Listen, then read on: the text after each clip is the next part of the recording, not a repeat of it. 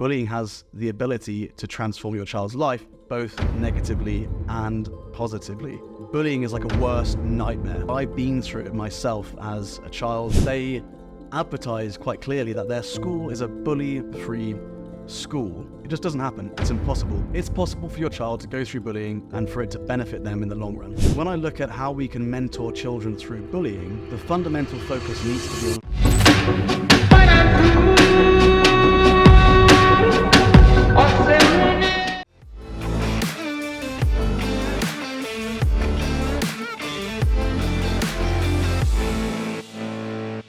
So today I'm going to be talking about a subject that's very close to my heart. I've written a best-selling book about it, and I've spent a huge amount of my time working with parents through it, and it is bullying. Bullying is one of the most important and challenging decisions, or transitions, should I say, that your child will approach in their life. For a lot of people, bullying is the reason that their adult life is shaped in either a negative or a positive way. What I mean by that is bullying has the ability to transform your child's life, both negatively and positively. And this podcast episode is going to provide a bit of an insight into the research I've done and the kind of thoughts and ethos and methodology behind that.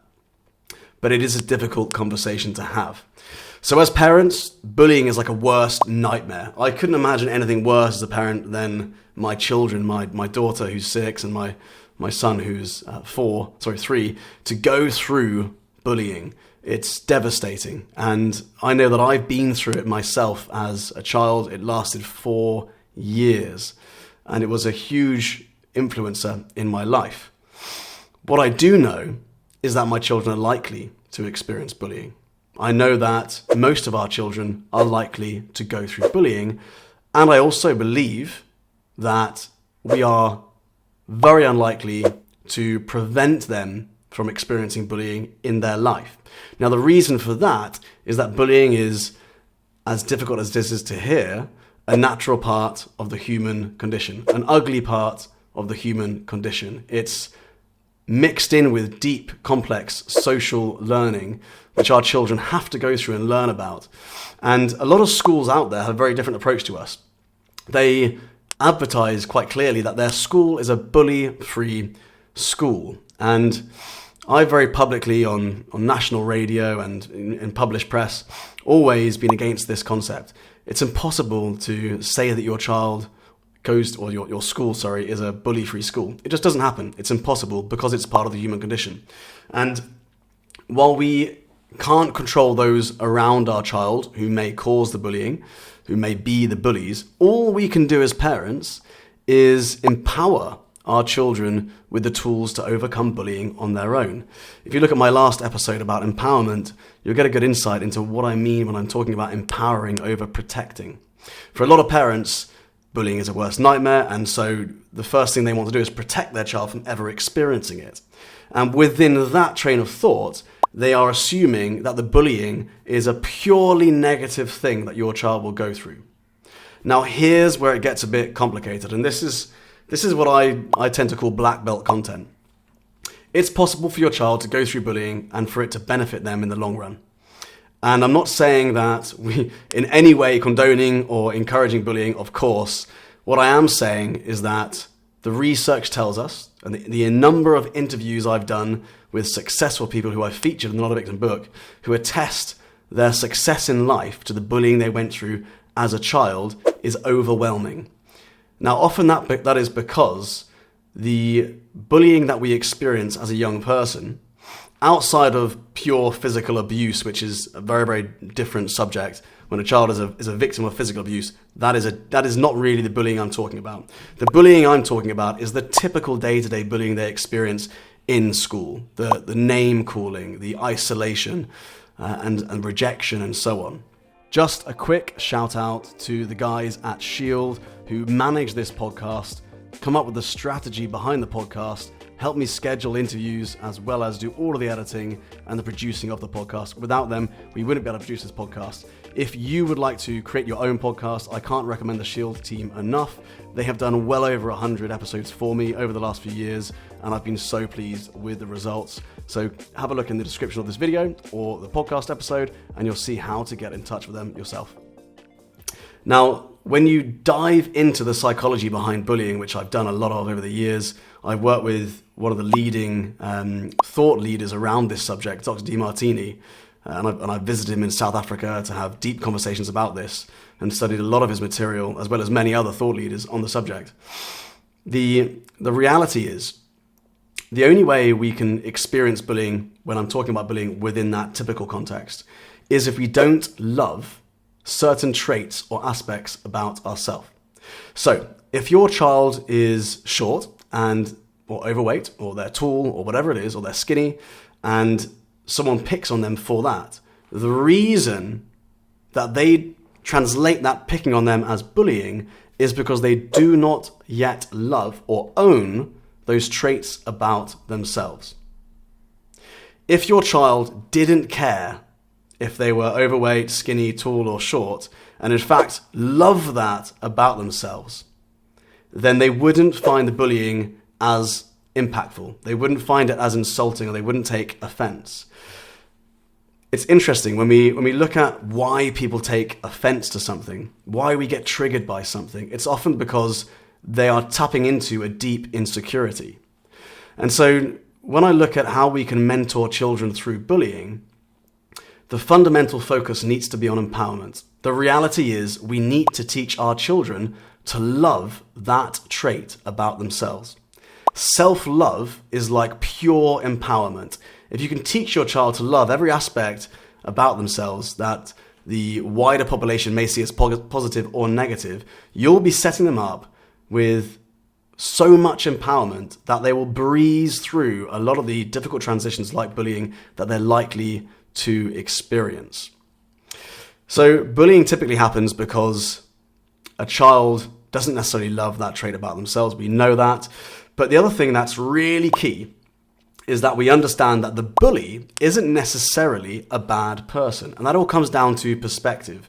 As soon as we hear about our child going through bullying, as parents, we become protective, we're angry, we're upset, and our immediate thought is the other child doing the bullying is badly brought up, or they're aggressive, they are a bad person.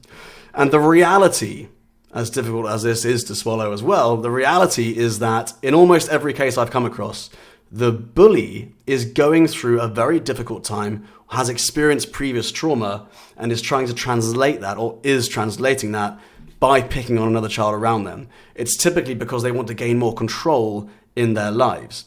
And what's amazing about the perspective piece is when we've trained children on this to understand that the bullies aren't necessarily bad people, but in fact, the bullies are going through something difficult.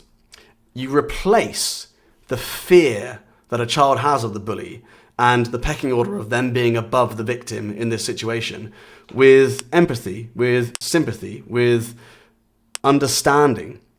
And we've had children as young as 10 turn around to the bullies and mentor them through bullying. We've had children ask the bully when they've tried to pick on them, what's wrong? Why are you acting that way? Why are you behaving that way? Is there something wrong? Is there something you're upset about? And it kind of stops the bullies dead in their tracks when they realize they're dealing with someone who kind of understands exactly where they're coming from. And suddenly their guard is completely down. But more importantly, if your child's going through it, your child won't have the apprehension or the anxiety around the bully because you're weakening their position as a threat, which is a really, really powerful concept. But it's what I call black belt content. When a child's going through bullying, or more importantly, when a parent's going through bullying, because it's such an emotional subject, I can't just come at you and say, you need to forgive your child's bully. I've done that as a speaker before, and it doesn't work. It's too overwhelming for most parents to even begin to comprehend. So there are lots of important, practical steps that a parent can take in order to mentor their child through bullying, which is what I would like to go on to in the next episode. I try and keep these episodes about 10 minutes long to give you a quick deep dive on a subject that I'm very passionate about, or that we talk about regularly as instructors. or as parents within the Warrior family. In the next episode, I'm going to be talking about the practical steps your child can take. The emergency steps, if you like. But I just wanted to, first of all, lay the foundations that bullying is likely to occur for all of our children. And the most important thing, the most powerful thing we can do is to empower our children. A child who is empowered about every trait about themselves and has that high level of self-love is more likely to transition through bullying quickly. And that's one of the things we really, really work on in the Warrior Academy. Accepting our uniqueness, accepting our unique gifts. And it's even something we encourage our students to do with each other in the classroom as well. Celebrating how unique each one of us are is, in order to help us with that empowerment level. So I hope that was interesting. I appreciate that might be a difficult podcast for a lot of parents, especially if you're going through bullying, but let me know what you think in the comments below. If you would like to know a lot more on this than just the deep dives, I would suggest going on to Spotify or iTunes and listening to the audiobook. I have written the book, but I've recorded the audiobook of Not a Victim so that you can access it as well. So if you like the audio, you can listen to that. I'll put a link in the description, or if you like to buy the book on Amazon, you can also purchase that. Or if you are a Warrior Academy parent, ask one of your instructors for a copy of the book, and they'll be able to provide you one in class. That's something we do to help support our parents. So make sure you write any thoughts you've got, any questions you've got in the comments so we can get back to you, and click on subscribe if you're watching this on YouTube or on the podcast so that you don't miss an episode.